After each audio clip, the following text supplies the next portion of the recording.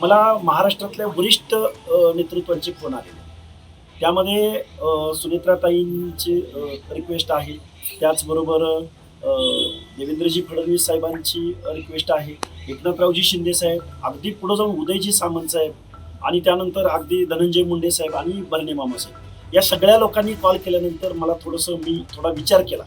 माझी लढाई आहे का, तर ती आहेच. गेल्या वर्षभराच्या कालावधीमध्ये आमचे काही प्रश्न मार्गी लागत नाहीत का, तर लागत नाहीतच. हे सगळं जरी मान्य असलं आणि ही आमची भूमिका, आमच्या चळवळीची भूमिका आम्ही इथून पुढे कंटिन्यू करणार आहोत का, तर करणार आहोतच.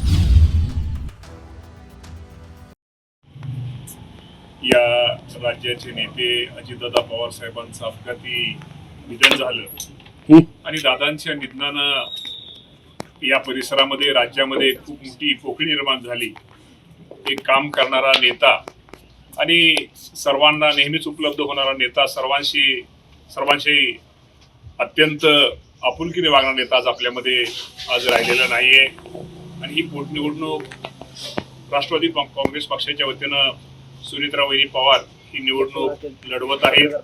आणि ही निवडणूक लढवत असताना मी सुनेत्रा वहिनी ही निवडणूक बिनविरोध व्हावी आणि विशेषतः हाके सरांनी यामध्ये सुनेत्रा वहिनींना सहकार्य करावं, पाठिंबा द्यावा ही विनंती करण्यासाठी मी आज सुनेत्रा वहिनींच्या वतीनं हाके सरांना विनंती करण्यासाठी आलेलो आहे. मी हाके सर आणि मी, किरणदादा असतील, आमचे बापूरावजी असतील, पांडुरंगजी असतील, आमचे देवकाते साहेब असतील, आता मी सगळ्यांची नाव घेतलं. टकले भाऊ, आमचे टकले पाहून असतात, सगळ्यांशी मी आता सगळ्यांची तिथं आम्ही चर्चा केली. सूरज असेल आणि सगळ्यांना त्यांची चर्चा केल्यानंतर हाके सरांना बारामतीची निवडणूक ही बिनविरोध होणं का गरजेचं आहे आणि आपण माघार वहिनींना पाठिंबा देणं का गरजेचं आहे हे मी हाके सरांना सांगितलं. आणि हाके सरांना सांगितल्यानंतर हाके सर पण आता तुम्हाला तो खुलासा करतीलच. आणि हाके सरांनी निश्चित प्रकारे, हाके सरांनी चांगल्या विचाराबरोबर, चांगल्या गोष्टीला हाके सर मी म्हटलं नेहमीच पाठिंबा देतो. ह्या हाके सरांची भूमिका ही राहिलेली आहे. तो निश्चित प्रकारे मी आज आपल्या वतीनं मी सर्वच उमेदवारांचे, बाकीचे उमेदवार त्यांना विनंती करतो. ही निवडणूक पोटनिवडणूक आहे. आपल्याला खरंच अजितदादा पवार साहेबांना श्रद्धांजली जर व्हायची असेल तर ही निवडणूक बिनविरोध होण्यासाठी सर्वांनी सहकार्य करावं, सर्वांनी प्रयत्न करावं, सर्वांनी माघार घ्यावी ही मी आपल्या माध्यमातून सर्व उमेदवारांना विनंती करतो. हाके सरांचा काय निर्णय झाला, काय सांगितलं त्यांनी तुम्हाला? मी हाके सरांना विनंती केलेली. आता हाके सरच आपल्याला त्या बाबतीमध्ये सांगतील. आणि हाके सर निश्चित प्रकारे मी ही निवडणूक बिनविरोध होणं किंवा वहिनींना पाठिंबा का देणं गरजेचं आहे. आणि मी वहिनींच्या वतीनंच आलेलो आहे. वहिनींचा पण त्यामुळं वहिनींचं त्यांचं पण बोलणं हाके सरांचं झालेलं आहे. त्यामुळं निश्चित प्रकारे आणि ही पोटनिवडणूक आहे. दादांना श्रद्धांजली खरंच आपल्याला व्हायची असेल, शेवटी त्यासाठी आपण माघार घ्यावी, आपण उमेदवारी अर्ज भरू नये, मी हाके सरांना विनंती केलेली आहे. त्यामुळे या बाबतीमध्ये हाके सरच आपल्याला त्यांचा हे सांगतील. हाके सर, काय तुमचा निर्णय आहे? बघा, बारामतीची पोटनिवडणूक लढण्यासंदर्भात माझी भूमिका ही सहानुभूतीची प्रचंड मोठी लाट या बारामतीमध्ये आहे. ही वस्तुस्थिती असताना सुद्धा आम्ही काही प्रश्नांवरती लक्ष वेधून घेण्यासाठी, कारण मी कुठल्या पक्षाचा सदस्य नाही आहे किंवा राजकीय मुवमेंट माझी अजून नाही आहे किंवा माझी तशी मूळ नाही आहे, तरीही मी या पोटनिवडणुकीमध्ये मी जो एक ओबीसी आंदोलक आहे, मी नेहमी भटक्या विमुक्त जाती जमातींच्या संदर्भात, ओबीसीच्या संदर्भात नेहमी आवाज उठवणारा म्हणून मला एक तशी स्पेस मिळालेली आहे. आणि मग मी या निवडणुकीच्या निमित्तानं मी काही गोष्टी आक्रस्ताळितपणे किंवा थोड्याशा विद्रोही भावनेमध्ये किंवा थोड्याशा म्हणजे आक्रमकपणे मांडण्याचा प्रयत्न करतोय आणि करत होतो. आणि असं करत असताना बर्ने मामांनी आत्ता त्यांनी सांगितली ही परिस्थिती. मला महाराष्ट्रातल्या वरिष्ठ नेतृत्वाचे फोन आलेले. त्यामध्ये सुनेत्राताईंची रिक्वेस्ट आहे. त्याचबरोबर देवेंद्रजी फडणवीस साहेबांची रिक्वेस्ट आहे. एकनाथरावजी शिंदे साहेब, अगदी पुढे जाऊन उदयजी सामंत साहेब आणि त्यानंतर अगदी धनंजय मुंडे साहेब आणि बर्ने मामा साहेब, या सगळ्या लोकांनी कॉल केल्यानंतर मला मी थोडा विचार केला. माझी लढाई आहे का, तर ती आहेच. गेल्या वर्षभराच्या कालावधीमध्ये आमचे काही प्रश्न मार्गी लागत नाहीत का, तर लागत नाहीतच, हे सगळं जरी मान्य असलं आणि ही माझी आमची भूमिका, आमच्या चळवळीची भूमिका आम्ही इथून पुढे कंटिन्यू करणार आहोत का, तर करणार आहोतच. स्वर्गीय दादांच्या बाबतीमध्ये सुद्धा दादांकडे मी प्रचंड दादांना डोळ्यासमोर ठेवून मी काही प्रश्नावरती आक्रमकपणे भूमिका मांडत होतो. पण ती भूमिका मांडत असताना एक मासला डोळ्यासमोर ठेवून, पब्लिक किंवा क्लासला डोळ्यासमोर ठेवून ही भूमिका मांडण्याचा माझा प्रयत्न होता. आणि काय होतं, संघर्ष करत असताना कार्यकर्त्याला खूप आक्रमक पद्धतीने मांडणी केली जाते आणि परत त्याला थोडंसं ट्रोल पण केलं जातं. पण त्या गोष्टीची आम्ही कधीही काळजी केली नाही, पण आम्ही प्रश्न मांडण्याचा खूप प्रामाणिकपणे प्रयत्न करतोय. आत्ता जरी वर्षभराच्या कालावधीमध्ये आमच्या अनेक मागण्या आहेत, ओबीसीच्या आहेत, VJNTच्या आहेत, महाज्योतीच्या आहेत. 18 महामंडळं याच गव्हर्नमेंटने निवडणुकीला सामोरं जाण्या अगोदर 18 महामंडळं घोषित केली होती. पण त्या महामंडळांना अजूनही अध्यक्ष भेटलेला नाही, अजूनही कार्यालय भेटलेलं नाही. कालचं बजेटरी सेशन झालं. या बजेटरी सेशनमध्ये अर्ध्याहून जास्त लोकसंख्येला 0.5% 0.56% बजेटरी तरतूद झाली त्यांच्या सामाजिक न्याय हक्काच्या योजनांसाठी. मी थोडंसं, मला काही गोष्टी आम्हाला जाणवल्या, या गोष्टी डोळ्यासमोर ठेवून आम्ही आक्रमकपणे भूमिका मांडत आलोय.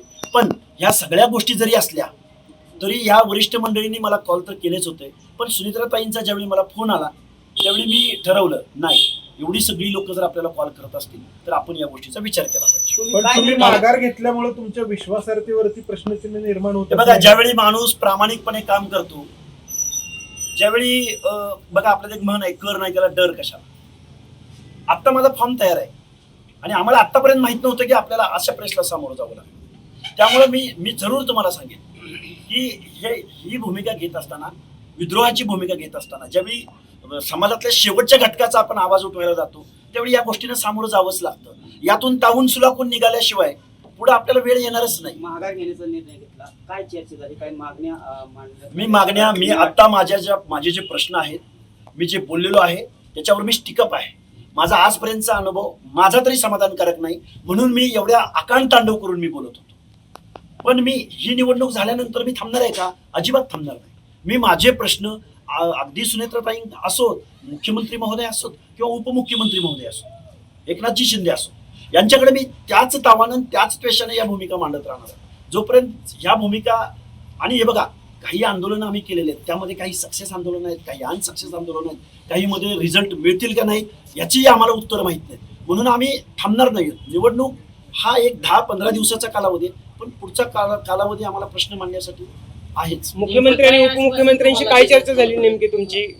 फोन ज्यावेळी झाली खूप मोठी माणसं आहेत ती, काय चर्चा झाली, फोनवरून किती बोलले हे मी सांगणार नाही. पण त्यांची जी रिक्वेस्ट होती ती 2 वाक्यांचीच होती. आज ऐका ना, एक मिनिट, आज माझी विनंती, तुम्हा सगळ्यांना विनंती की आपण सगळे आता पत्रकार बांधव, मीडियाचे प्रतिनिधी आहात. खरं तर आपल्या सगळ्यांना माहिती आहे की हाके सरांचं मी खरंच राष्ट्रवादी पक्षाच्या वतीनं आभार ह्यासाठी मानतो की त्यांनी शेवटी त्यांचं जे बाकीच्या गोष्टी त्यांचं चालू राहणार. शेवटी सुनेत्रा वहिनींसाठी ही पोटनिवडणूक होती, दादांचं अपघाती निधन झालेले, आणि शेवटी हा मॅसेज एक चांगला जावा की हा दुःखद प्रसंग आहे बारामतीवर उरलेला, आणि या दुःखद प्रसंगामध्ये निश्चित प्रकारे शेवटी आपण सगळ्याचा विचार करून, सारांशाचा विचार करून, त्यांची निवडणुकीची तयारी असता सुद्धा सुनेत्रा वहिनींचा फोन, मी स्वतः त्यांना विनंती, सुनेत्रा वहिनीची विनंती, ही गोष्ट आपण माघार घेणं का गरजेचं आहे, या सगळ्या गोष्टी त्यांनी माघार, पण त्यांनी एवढं असताना सुद्धा, त्यांची तयारी असताना सुद्धा ते आज ते माघार ह्या निवडणुकीच्या ह्याच्या उमेदवारी माघार घेत आहेत. तर निश्चित प्रकारे मी राष्ट्रवादी पक्षाच्या वतीनं त्यांचे आभार मानतो. आणि त्यांचा तो लढा, त्यांची जी काय ते त्यांचा तो पुढे त्यांचं राहील. पण आजची निवडणूक हे सुनेत्रा दादांसाठी, दादांना श्रद्धांजली वाहण्यासाठी आणि सुनेत्रा वहिनींच्या एक प्रतिनिधी म्हणून विनंती करून त्यासाठी ते माघारी घेत आहेत. निश्चित प्रकारे त्यांचं पक्ष. हाके सर, एक फक्त सांगा की तुम्ही या पोटनिवडणुकीतून माघार घेतली आहे नो, फक्त आम्हाला तेवढाच प्रश्नाचं उत्तर हवे. अरे एवढी प्रेस झाली ना, सांगा की पण हो. मी या निवडणुकीतून माघार, असं आम्हाला तुम्ही 8 दिवसापासून तुम्ही प्रचार करता, गावागावात प्रचार म्हणण्यापेक्षा लोकांच्या भेटी घेतल्या, गावागावात तुम्हाला मागणी झाली की तुम्ही उमेदवार म्हणून उभं राहा. आता तुम्ही जो निर्णय घेतलेला आहे, आता लोकांच्या ज्या मागण्या आहेत त्याच्यावरती पाणी फिरलं म्हणाले नाही. मी गेल्या 8 दिवसापासून, हा समज तुम्ही इथले पत्रकार आहात, मी गेल्या वर्षानुवर्ष बारामतीचा कनेक्ट आणि पूर्ण या प्रचार तुम्ही गावगाव फिरत असताना निवडणुकीच्या तोंडावरती तुम्हाला मी अनेक प्रश्नावरती आवाज उठवण्याचा प्रयत्न केलाय अनेक प्रश्नावरती आवाज उठवण्याचा प्रयत्न केलाय. हा 8 दिवस 10 दिवस लोकांची मागणी असं सांगितलं. दादांच्या दुःखद निधनानंतर आणि त्याच्या अगोदर हे 2 वेगळे भाग आहेत. आणि मी बोललोय ना, नाही कुठं म्हणतोय, मी बोललोयच, लोकांचा आग्रह म्हटलंच ना.